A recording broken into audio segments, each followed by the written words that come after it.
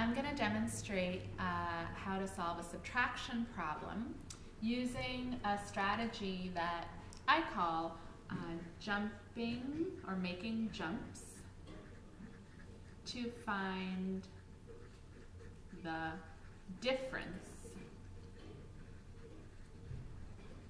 between two numbers. So this word difference is really important. When we have a subtraction problem like 403 minus 167, we typically, the first thing that our mind goes to is sort of a take away, right? 403 take away 167. But when we're talking about subtraction, we can also think of a problem like this as finding the difference between two numbers. For example, if I put this into a story context, I could think that I'm driving somewhere that is 403 miles away. And so far I've gone 167 miles. How much farther do I have to go? Or I could even, I could actually make a picture of that, and my picture would look conveniently like a number line. So here I am at my rest stop. I've gone 167 miles, and I need to get to 403. I want to find what the difference is, or almost like what the distance is between these two numbers on a number line. So I'm going to make jumps, right? I'm not going to count by ones. I'm going to make jumps to find the difference. And my jumps are going to be strategic.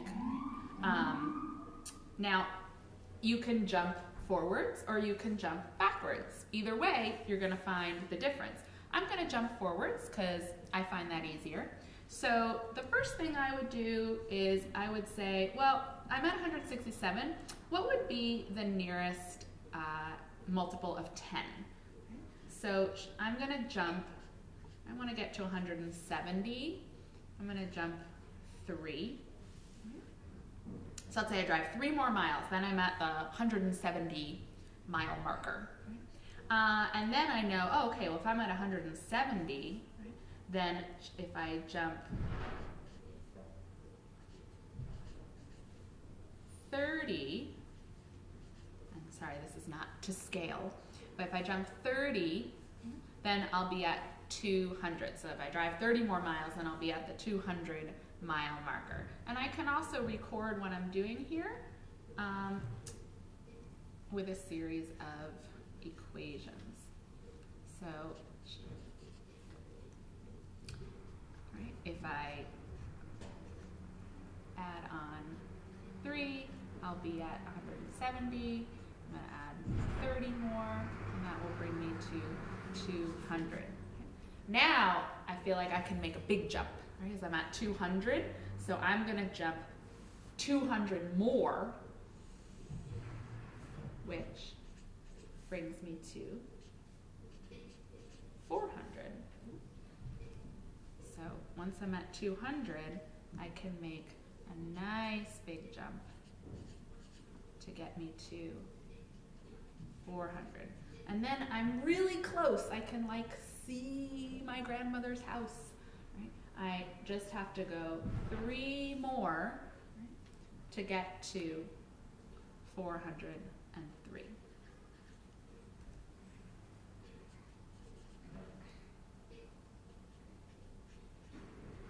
So let's see, how far did I jump all together? What was the distance or difference between these two numbers? Let's see, 200, 30, and then I have these 2 3s, which are 6. So all together, I had to go 236 to get from 167 to 403. So I know that the difference between 403 and 167 is 236. Now, later on, right, I said before that you can make all different kinds of jumps. You can jump forward, you can jump backwards. Right? you can make different size jumps. So as I get more comfortable, let's say, with the numbers that I can add together to make the next 100, I might look at 167 and say, well, I already know that I can jump 33 to get to 200. I don't even need to break that into 2 jumps, and then I can jump 203 to get to 403. So as I become more comfortable finding the combinations of numbers to get me to the next landmark, I can make bigger and more efficient jumps.